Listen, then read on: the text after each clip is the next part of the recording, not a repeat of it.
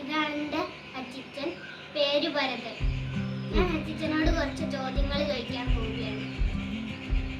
അച്ചിച്ചൻ പഠിച്ച സ്കൂളിന്റെ പേരെന്താ?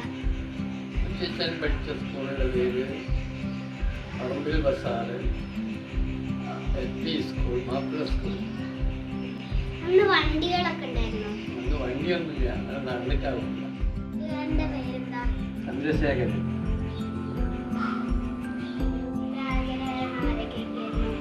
ശ്രീനിവാസൻ, കുട്ടിവാസൻ.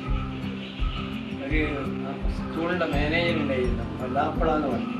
മല്ലാപ്പള അയാളൊക്കെയാണ് ഞങ്ങൾ പഠിപ്പിച്ചത്. ആ സ്കൂളിൽ ഗ്രൗണ്ടൊന്നുമില്ല. പിന്നെ രണ്ടാമത്തെ സ്കൂളിൽ നിന്ന് 4ാം ക്ലാസ് വരെയുള്ളൂ.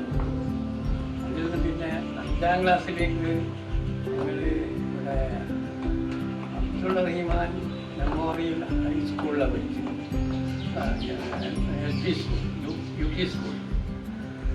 അവിടെ 8 വരെ അവിടെ പഠിച്ചു. പിന്നീട് ദേവഗിരി സ്കൂളിലേക്ക് വന്നു.